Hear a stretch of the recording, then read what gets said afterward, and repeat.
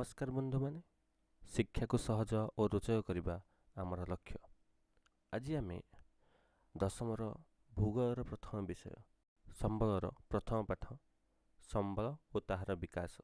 प्रथमे संबल क्या कहुए मनुष्यर व्यक्तिगत तथा सामाजिक आवश्यकता पूरण करिबारे उपयोगी और मूल्यवान विवेचित हेउथिबा परिवेशर विभिन्न पदार्थ जैव अजैव तथा शक्ति इत्यादि जहाँ प्रौद्योगिक दृष्टिकोण सुगम्य अर्थनैतिक दृष्टिकोण संभव और सांस्कृतिक दृष्टिकोण ग्रहणयोग्य ताकू संबल कहुए।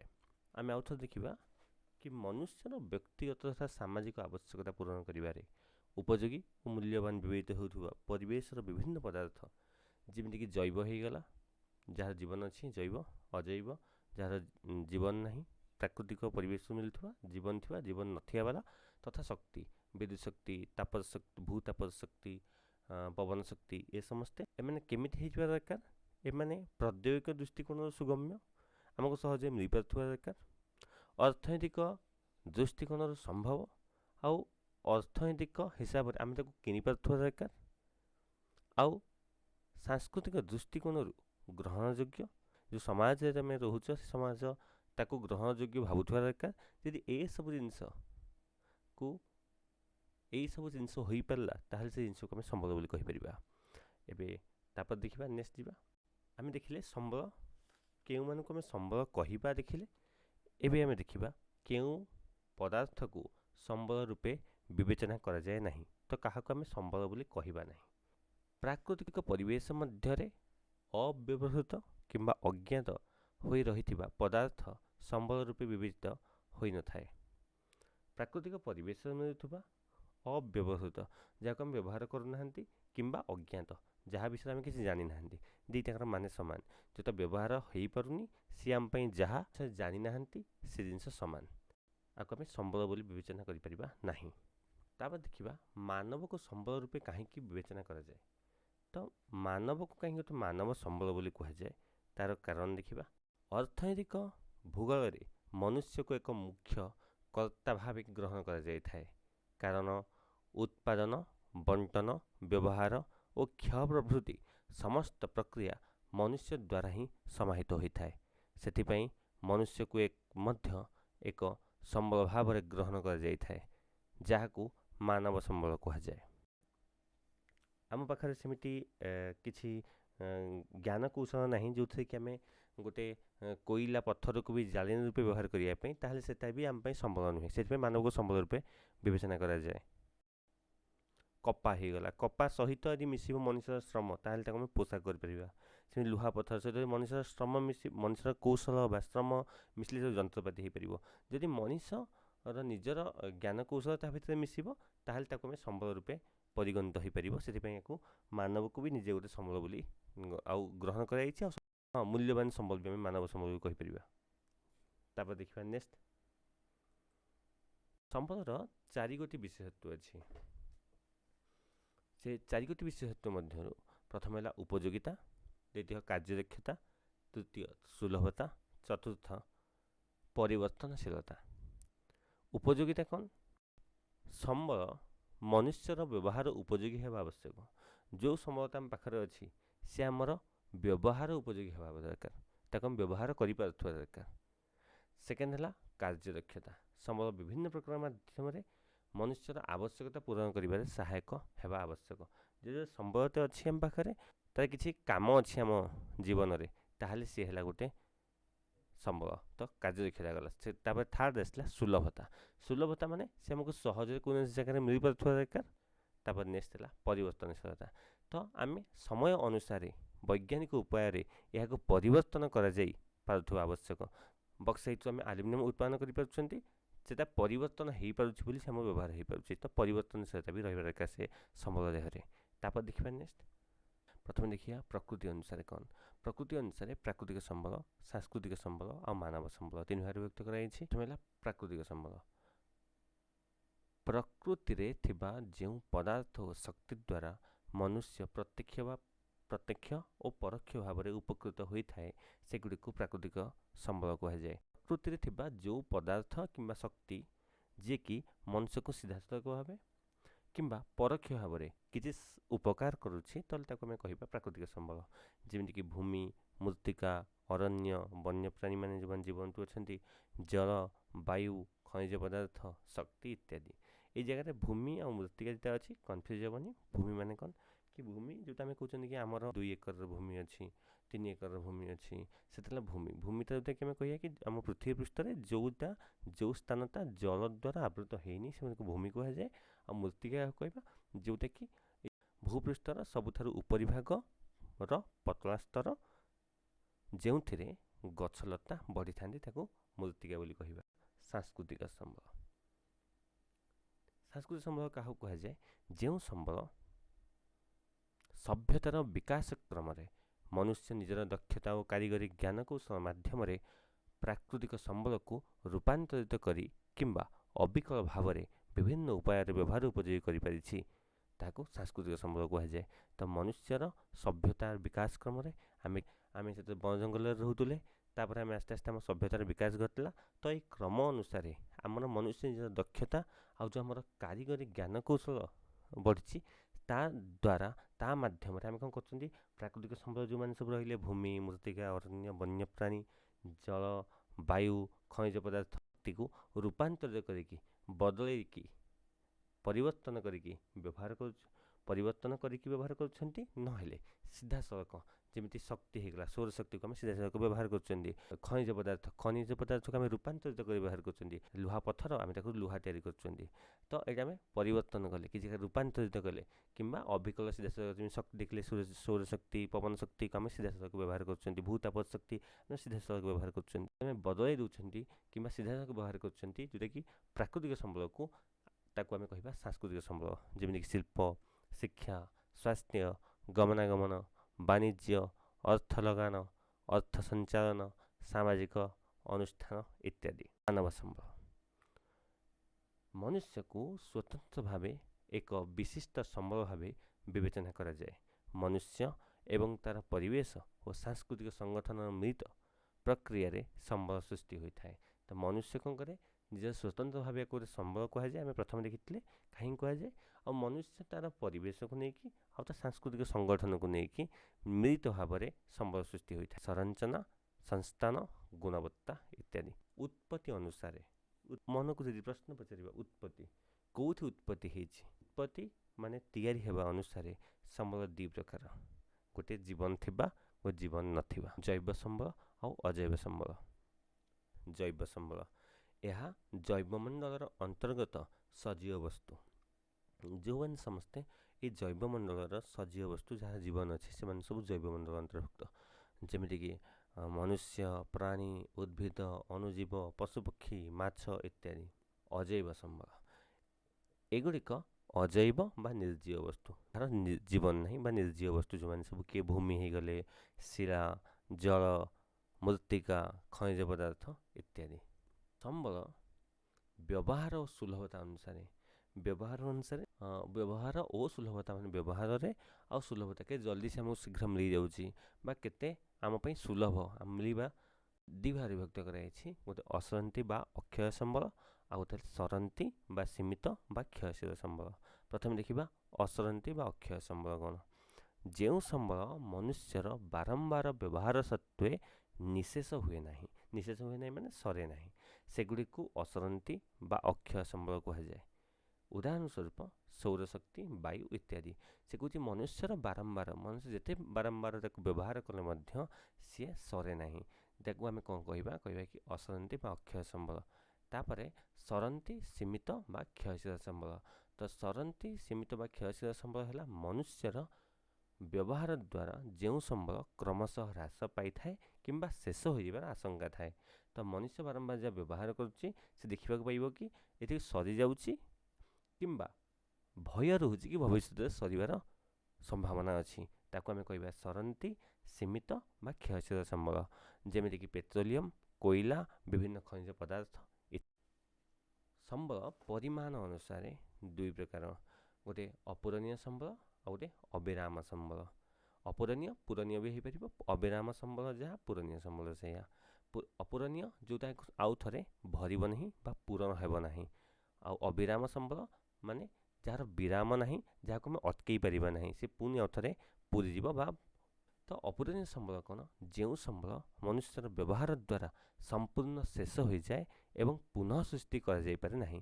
ଯେଉଁ ସମ୍ବଳକୁ ଆମେ ବ୍ୟବହାର କରୁଛନ୍ତି ସେ ସରିଯିବ ଆଉ ସେ ଆଉଥରେ ତିଆରି ହୋଇପାରିବ ନାହିଁ, ତାକୁ ଆମେ ଅପୂରଣୀୟ ସମ୍ବଳ କହିବା। ଯେମିତିକି ଖଣିଜ ପଦାର୍ଥ, ଖଣିଜ ତୈଳ, କୋଇଲା, ଏମାନଙ୍କୁ ଥରେ ବ୍ୟବହାର କଲା ପରେ ଏମାନେ ସରିଯିବେ ଆଉ ଆଙ୍କୁ ଆମେ ପୁନଃ ସୃଷ୍ଟି କରିପାରିବା ନାହିଁ। କିନ୍ତୁ ତାପରେ ଅବିରାମ ସମ୍ବଳ, ଅବିରାମ ସମ୍ବଳ କାହାକୁ କୁହାଯାଏ? ବା ପୂରଣୀୟ ସମ୍ବଳ କାହାକୁ କୁହାଯାଏ? ମନୁଷ୍ୟର ବ୍ୟବହାର ଦ୍ୱାରା ଯେଉଁ ସମ୍ବଳର ପରିମାଣ କୌଣସି ହ୍ରାସ ପରିଲକ୍ଷିତ ହୋଇନଥାଏ ତାକୁ ଅବିରାମ ବା ପୂରଣୀୟ ସମ୍ବଳ କୁହାଯାଏ। ଯେତେ ଆମେ ବ୍ୟବହାର କଲେ ମଧ୍ୟ ତାକୁ ଆମେ ତା'ର ହ୍ରାସ ଦେଖିବାକୁ ପାଇବାନି, ସେ କମ୍ ହେଉଛି ବୋଲି ଆମେ ଦେଖିବାକୁ ପାଇବାନି, ତାକୁ ଆମେ କହିବା ଅବିରାମ ସମ୍ବଳ ବା ପୂରଣୀୟ ସମ୍ବଳ।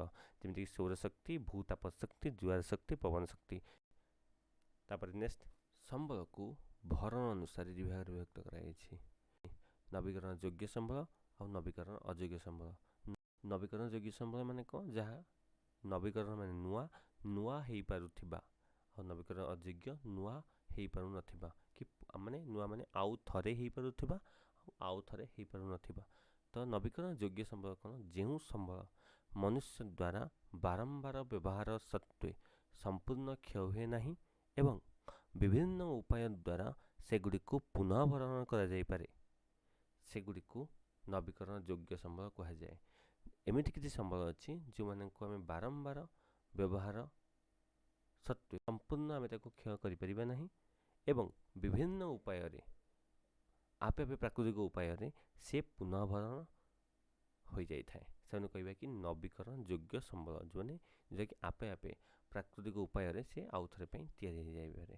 ଯେମିତିକି ଜଙ୍ଗଲଜାତ ପଦାର୍ଥ, ଯେମିତିକି ଲାଖ, ଝୁଣା, ଖଇର ଭରିପାରିବେ। ପ୍ରାଣୀଜାତ ପଦାର୍ଥ ଯାହାର ହେଲା, ଆଉ କୃଷିଜାତ ପଦାର୍ଥ।